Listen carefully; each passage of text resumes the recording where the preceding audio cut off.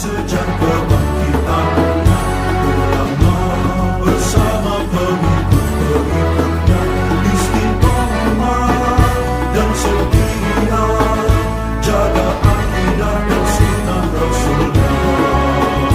Alhamdulillah segala puji baginya, ulama bersama pengikut-pengikutnya istiqomah dan setia menjaga agama manusia dan bangsa.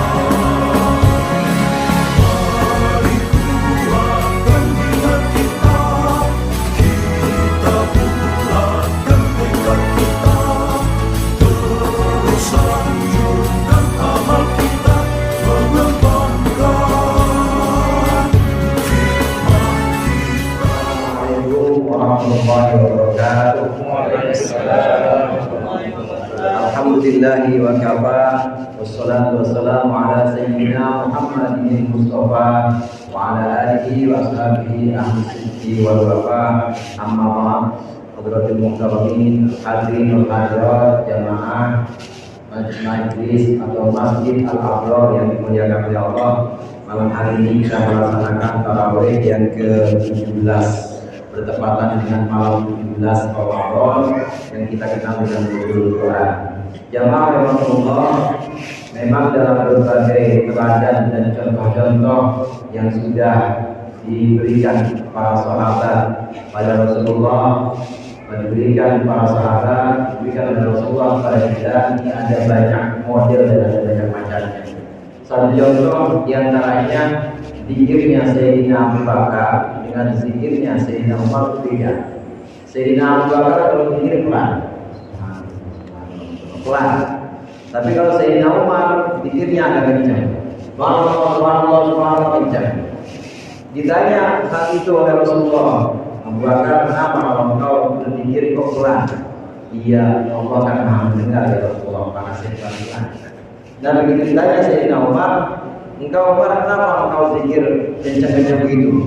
Ngantuk Rasulullah. Kalau pelan ngantuk kan Sayyidina Umar, kencang. Memang ada macam-macam mazhab. Demikian juga dalam sholat kita. Dalam sholat kita sholat tumakninah, kemudian menghayati dan memahami bacaan-bacaan kita cakep, bagus. Sholat dengan tumakninah, menjaga bacaan-bacaan kita cukup sangat bagus, karena kita sedang berhadapan dengan Allah Sang Pencipta kita.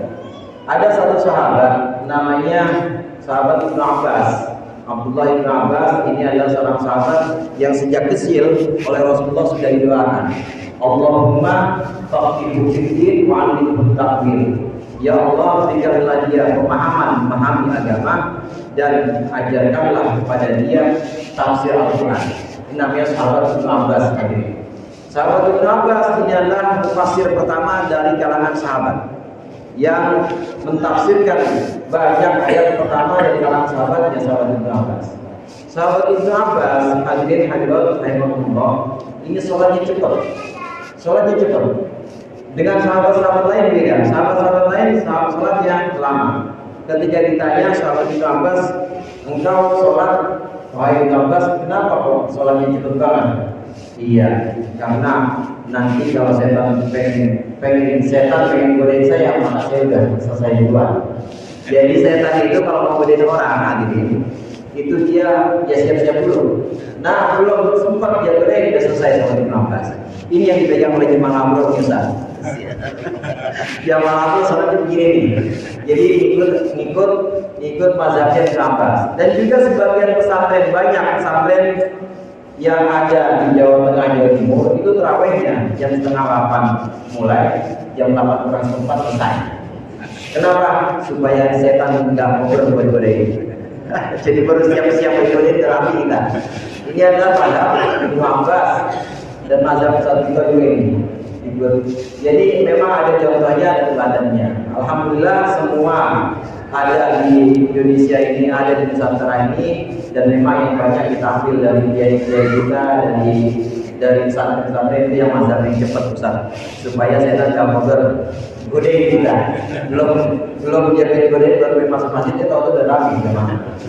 Yang kedua yang ingin saya sampaikan hadirin, malam nuzul Quran ini disebut juga malam turunnya Al-Quran.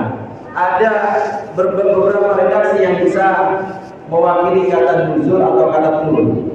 Bisa dari anzala yunzilu, inzala itu artinya turun juga. Bisa dari nazzala yunzilu tanzilan, turun juga. Dua-duanya ada.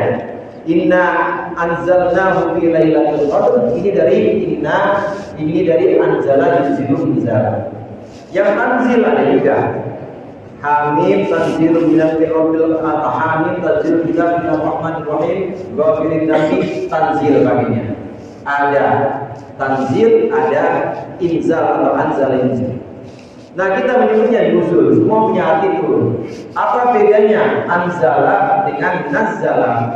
Perbedaannya anzala yunzilu inzala. Ini artinya Al-Quran Allah turunkan sekaligus minal lauhil mahfuz ila sama'id dunya, Allah turunkan Al-Quran sekaligus dari lauhil mahfuz ke langit dunia. Inilah yang terjadi di malam 17 Ramadan. Sudah ada bakal atau sudah ada file, kalau boleh saya sebutkan seperti itu, yang akan diturunkan. Turun itu kalau istilah laptop atau istilah di media sosial namanya tanzil, download. Jadi turun di bawah ini namanya download. Ketika turun, ya ini disiapkan dulu oleh Allah dari lauhil mahfuz ini sampai ke langit dunia di malam 17 Ramadan. Inilah yang disebut dengan inzal. Anzala yunzilu inzalan yang ada pada ayat inna anzalnahu fi lailatul qadr. Sekaligus mulai tanggal 17 Ramadan ketika Rasulullah usianya kira-kira 40 tahun, ini adalah awal kenabian, maka inilah turunnya Al-Quran dari lauhil mahfuz ke langit dunia. Nah, kemudian dari langit dunia turun kepada Rasulullah, kepada para sahabat berangsur-angsur. Ini yang disebut dengan tanzil. Bedanya kalau anzala yunzilu inzalan turun sekaligus, tapi kalau nazzala yunzilu tanzilan ini artinya turun berangsur-angsur. Ada sahabat tanya tentang bulan-bulan dalam Islam, yas'alunaka 'anil ahillah. Itu orang-orang pada tanya engkau Muhammad tentang bulan atau hilal. Jawab, qul hiya mawaqitu linnas wal hajj. Katakan Muhammad, bulan-bulan itu adalah waktu untuk manusia dan untuk haji. Ada pertanyaan lagi dari sahabat tentang khamar, yas'alunaka 'anil khamri wal maisir, maka turunlah ayat tentang khamar, tentang larangan minuman keras. Dan banyak contoh-contoh. Inilah yang disebut dengan tanzil sesuai dengan sebabnya, sesuai dengan peristiwa yang telah belakang. Sebab ini maka disebut tanzil, ini maka disebut dengan sababun nuzul atau asbabun nuzul. Dari sinilah muncul satu ilmu atau muncul satu pembahasan, diantaranya pembahasan asbabun nuzul. Kenapa turun ayat itu ada sebab-sebabnya. Turunnya ayat secara berangsur-angsur ini pertama kali yang paling terkenal itu digarap oleh Syekh Jalaluddin As-Suyuti, yaitu kitab Lubabun Nuqul fi Asbabun Nuzul, yaitu kitab tentang riwayat Asbabun Nuzul surat-surat oleh Imam Suyuti. Nah, setelah itu banyak lagi yang mengarang kitab riwayat-riwayat yang menyebutkan tentang turunnya Al-Quran. Jamaah Allah, turunnya Al-Quran secara berangsur-angsur ini yang disebut dengan tanzil ada hikmahnya tentunya. Hikmah diantaranya adalah supaya para sahabat mudah ngapalinnya. Ini Ustaz yang tadi dari yang ngapal Al-Quran, gampangan ngapalin sehalaman-sehalaman atau gampang disuruh ngapalin 30 juz kira-kira. Sehalaman-sehalaman pasti dikit. Begitu juga Al-Quran ketika turun itu lebih mudah untuk para sahabat menghafalkan. Ada kasus turun dihafalkan, ada pertanyaan dihafalkan oleh sahabat, ada peristiwa dihafalkan lagi, sehingga terkumpul di dada para sahabat dengan mudah karena memang ada nuansa atau ada sesuatu yang membekas, ada latar belakangnya, maka gampang ingat. Hikmah yang pertama, kenapa turunnya berangsur-angsur. Kemudian yang kedua, Al-Quran turun berangsur-angsur ini antara lain hikmahnya at-tadarruj fil ahkam ahkam atau untuk mempermudah dan untuk menerapkan hukum secara berkesinambungan. Menerapkan hukum secara berkesinambungan itu artinya tidak sekaligus. Kalau orang kampung dulu disuruh menerapkan satu hukum yang berat, itu pasti susah. Bukan cuma orang kampung dulu, semua. Tapi kalau bertahap, tadarruj, bertahap ini pasti mudah. Satu contoh hadir, pertama kali ayat yang turun tentang larangan minuman keras itu adalah yas'alunaka 'anil khamri wal maisir qul bihima itsmun katsirun wa manafi'un linnas.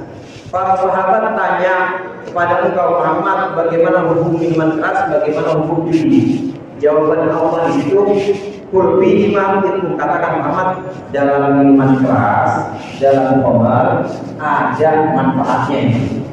Tapi juga ada mudaratnya, ada rusaknya. Ini pertama, langkah pertama.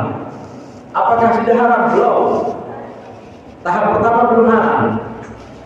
Kenapa? Karena memang masih merupakan satu budaya yang sangat menyebar, ada di masyarakat Mekah saat itu, masyarakat Arab saat itu. Maka bertahap ada manfaatnya, tapi hati-hati ada mudaratnya juga.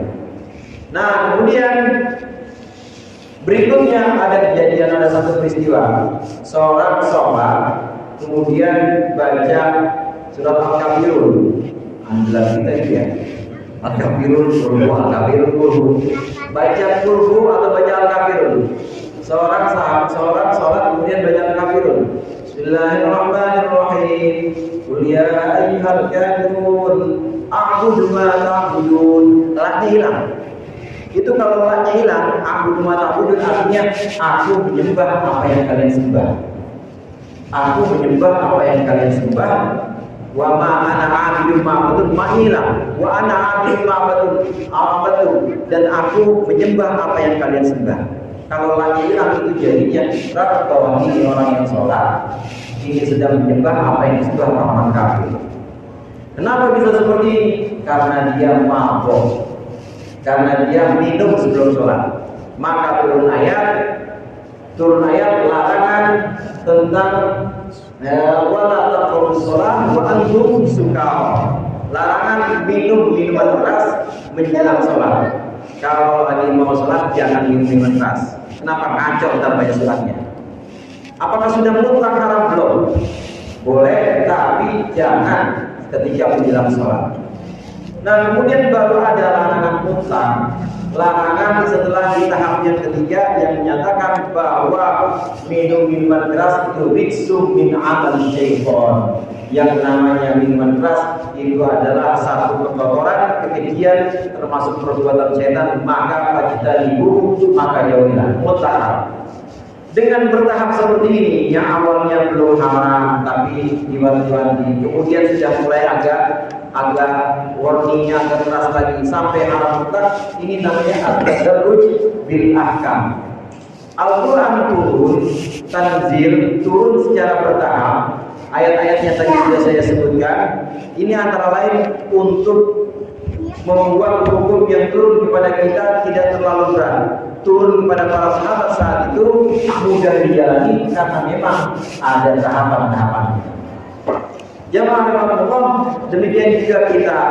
Kalau kita ingin memberikan nasihat, kita ingin mengajak saudara-saudara kita atau keluarga kita, ini bertahap. Ajaran Quran ini jangan orang baru kenal Islam misalnya suruh sholat tarawih, dibilang tarawih wajib 20, kalau nggak muntah besok obat dia. Maka gimana? Harus pelan-pelan. Ya udah 5 waktu aja dulu, 5 waktu, nanti kalau melanggar bisa nggak apa-apa. Namanya tadarruj bil ahkam. Yang diajarkan oleh Al-Quran, diajarkan oleh Rasulullah adalah kita mengajak saudara-saudara kita dengan cara bertahap, tidak memberatkan orang yang diajak, dan inilah satu cara, satu ajakan-ajakan yang sangat mengena untuk saudara-saudara kita dan untuk seluruh khalayak. Mudah-mudahan bermanfaat dan mudah-mudahan dengan barokah nuzul Quran, barokahnya turunnya Al-Quran, kita kita menjadi orang-orang yang istiqomah di Al-Quran, dan juga kita melaksanakan ibadah-ibadah di Ramadan ini ikhlas karena Allah Ta'ala.